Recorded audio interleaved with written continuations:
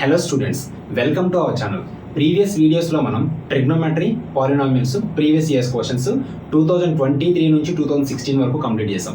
ఈ వీడియోలో మనం surface areas and volumes cover చేయబోతున్నాం. ఓకేనా? 2023 క్వశ్చన్స్ చూద్దాం. If the lengths of the diagonals of a rhombus are 24 cm and 10 cm, then each side of the rhombus is అన్నాడు.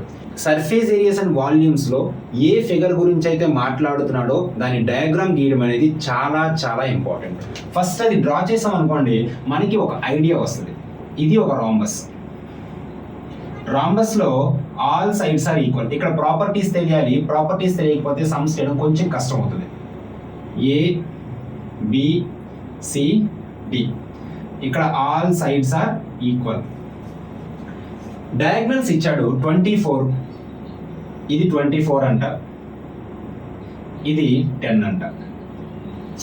Okay, ఇక్కడ diagonals కి సంబంధించి ఒక ప్రాపర్టీ తెలియాలి. తెలియకపోతే ఆల్మోస్ట్ ఈ సమ్ చేయడం ఇంపాసిబుల్. ఆ ప్రాపర్టీ ఏంటి? In a rhombus diagonals are perpendicular bisectors. In a rhombus diagonals are perpendicular bisectors.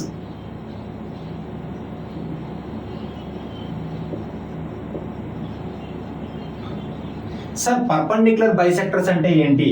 Perpendicular అంటే 90 డిగ్రీస్ ఉండాలి. బైసెక్టర్స్ అంటే 2 ఈక్వల్ హాఫ్స్ గా డివైడ్ అవ్వాలి. సో పర్పెండిక్యులర్ బైసెక్టర్స్ కాబట్టి ఇక్కడ 90 డిగ్రీస్ వస్తుంది, ఇక్కడ 90 డిగ్రీస్ వస్తుంది, ఇక్కడ 90 డిగ్రీస్, ఇక్కడ 90 డిగ్రీస్ వస్తుంది. సో ఇప్పుడు పర్పెండిక్యులర్ బైసెక్టర్స్ అన్నాడు. పర్పెండిక్యులర్ అనేది బైసెక్టర్ అంటే ఏంటి? ఇది టోటల్ 10 కాబట్టి ఇది 5 అవుతుంది, ఇది 5 అవుతుంది. ఇది 24 కాబట్టి ఇది 12 అవుతుంది, ఇది కూడా 12 అవుతుంది. సో 12 + 12 24, 5 + 5 10. ఈ ప్రాపర్టీ తెలియకపోతే ఈ సమ్ చేయలేరు. సో ఇప్పుడు ఏమొచ్చింది? మనకి ఒక రైట్ యాంగిల్ ట్రయాంగిల్ అనేది ఫామ్ అయింది. రైట్ యాంగిల్ ట్రయాంగిల్ ఫామ్ అయితే మనకి ఈ వాల్యూ తెలుసు, ఈ వాల్యూ తెలుసు, ఇది ఫైండ్ అవుట్ చేయాలి. ఇక్కడ రైట్ యాంగిల్ ఉంది. సో దీన్ని మనం హైపోటెన్యూస్ అంటాం. పైథాగరస్ థియరమ్ అప్లై చేస్తే ఈ సమ్ ని సాల్వ్ చేయొచ్చు. ఇక్కడ 24 వచ్చింది. So hypotenuse square is equal to ఇక్కడ సైడ్ స్క్వేర్ 5 స్క్వేర్ ప్లస్ ఈ side 12. So 5 square means 25 plus 12 square means 144. 30 వరకు స్క్వేర్స్ రావాలి, 20 వరకు క్యూబ్స్ రావాలి. సో 144 ప్లస్ 25 169 అవుతుంది. So H is equal to square root 169. Square root 169 value ఎంత? 13. So option 4 అనేది correct answer అవుతుంది. మీకు పైథాగరన్ ట్రిప్లెట్స్ తెలిసినా కూడా సరిపోతుంది. ఓకేనా? Let's see the next one. The area of a circle that can be inscribed in a square of side 10 centimeters is అని అడుగుతున్నాడు. ఏమిచ్చాడు? ఫస్ట్ డయాగ్రామ్ని డ్రా చేయాలి. అప్పుడే మనం ఆన్సర్ చేయడం అనేది ఈజీ అయిపోతుంది.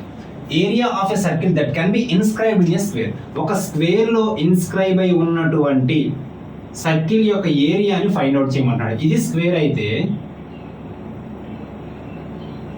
ఇలా ఒక సర్కిల్ ఇన్స్క్రైబ్ అయి ఉంది. సైడ్ ఆఫ్ ద స్క్వేర్ ఏంటి? 10 సెంటీమీటర్స్ ఇచ్చాడు. ఈ సైడే ఈ సర్కిల్ కి డయామీటర్ అవుతుంది. So diameter is equal to 10 centimetres.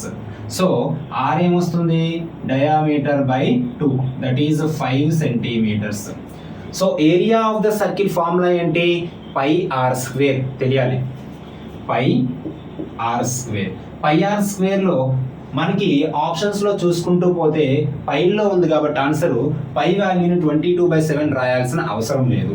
Pi are square కాబట్టి ఆర్ పై ఇంటూ ఆర్ అంటే ఎంత? 5 స్క్వేర్. 5 స్క్వేర్ అంటే 25 పై. సో ఆప్షన్ 4 అనేది కరెక్ట్ ఆన్సర్ అవుతుంది.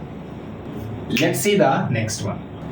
If the height of the conical tent is 3 meters and radius of its base is 4 meters, then the slant height of the tent is.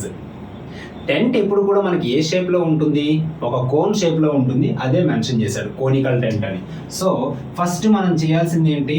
Surface areas and volumes లో ఇచ్చిన figure ని draw చేయడం. So this is a conical tent. ఈ conical tent లో height of the conical tent is 3 meters అన్నాడు. So ఇది ఎప్పుడు కూడా కోనికల్ టెంట్లో హైట్ అవుతుంది, that is 3 meters. Radius of it's base అన్నాడు. రేడియస్ ఎంత ఇచ్చాడు? 4 meters ఇచ్చాడు. అయితే స్లాంట్ హైట్ ఎంత అని అడుగుతున్నాడు. కోన్లో ఇది ఎప్పుడు కూడా రైట్ యాంగిల్ ట్రయాంగిల్ని ఫామ్ చేస్తుంది. ఆల్రెడీ మనం చాలాసార్లు చూసాం 3, 4, 5 అంటే రైట్ యాంగిల్ ట్రయాంగిల్ కాబట్టి పైథాగరన్ ట్రిప్లెట్స్ మనం తీసుకుంటే సరిపోతుంది. ఇది 3 అయితే ఇది 4 అయితే ఇది ఏమవుతుంది? 5 అవుతుంది. డైరెక్ట్గా మనం ఆప్షన్ 3 అని ఆన్సర్ పెట్టొచ్చు. ఓకేనా? పైథాగరన్ ట్రిప్లెట్స్ ఎలా ఫైండ్ అవుట్ చేయాలో తెలియకపోతే ప్రీవియస్ వీడియోస్లో ఆ క్వశ్చన్స్ వచ్చినప్పుడు మనం మెన్షన్ చేయడం జరిగింది, అది ఒక్కసారి చూసేయండి. Let's see the next one. If the radius of the base of a right circular cylinder is halved, keeping the height same, then the ratio of the volume of the cylinder that has obtained to the volume of the original cylinder అన్నాడు. ఈ model question చాలా చాలా important.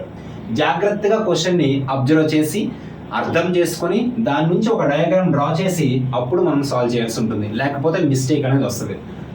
If the radius of the base of the right circular cylinder is halved, ఒక cylinder యొక్క base radius ని తగ్గించాడు అంటే original గా ఎంతో కొంత ఉంటుందిగా. ఇలాంటి మోడల్ క్వశ్చన్స్ లో that assumption is very important. So first original గా ఒక సిలిండర్ ఉంది అని అజ్యూమ్ చేద్దాం. సో దీని రేడియస్ r, బేస్ది హైట్ ఏంటి? h. సో ఇది ఒరిజినల్ సిలిండర్.